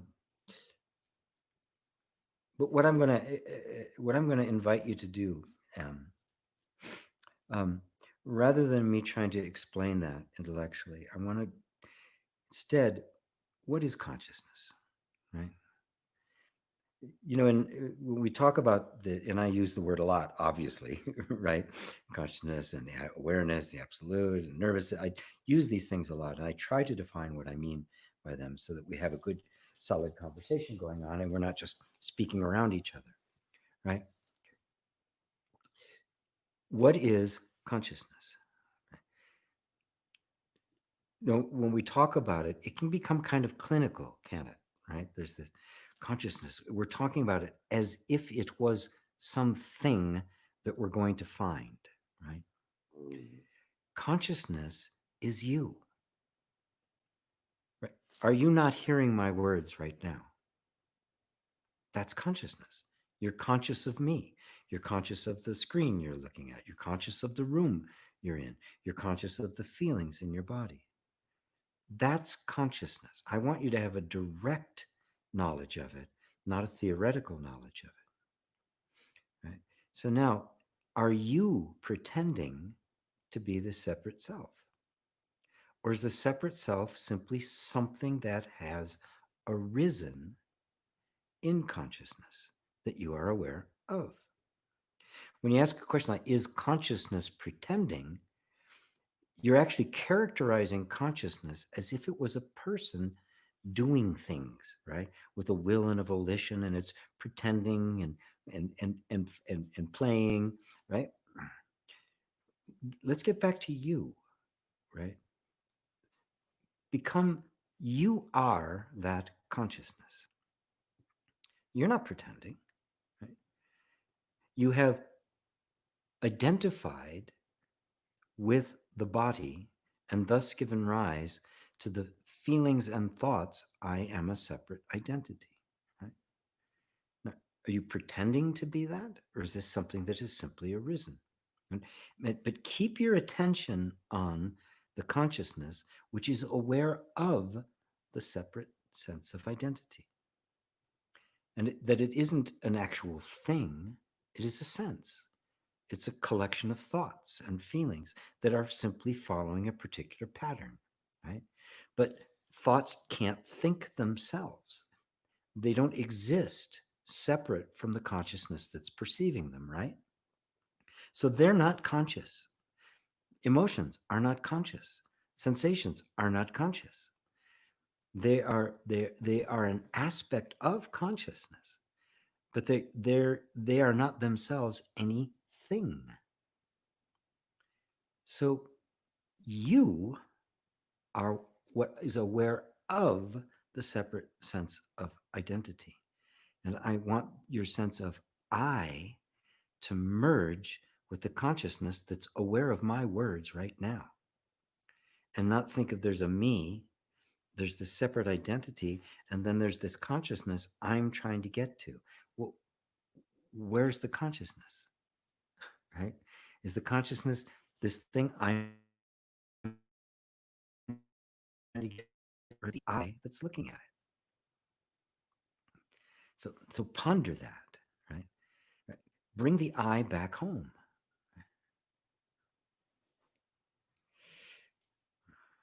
Oh, we're over time. Mary says, I just woke up, not really wanting to get out of bed, but start feeling better when I do. I'm not sure what that comment was for, Mary, but you seem to have been quite awake the whole time here. Um, anyway, um, haven't had a question here for a while. I want to make sure that everything is still working. Um, so normally I get a few things, but at any rate, I think it's a good time to bring it to a close for today, for this week. Um, I'll wait for people to just say something to make sure that I'm still here.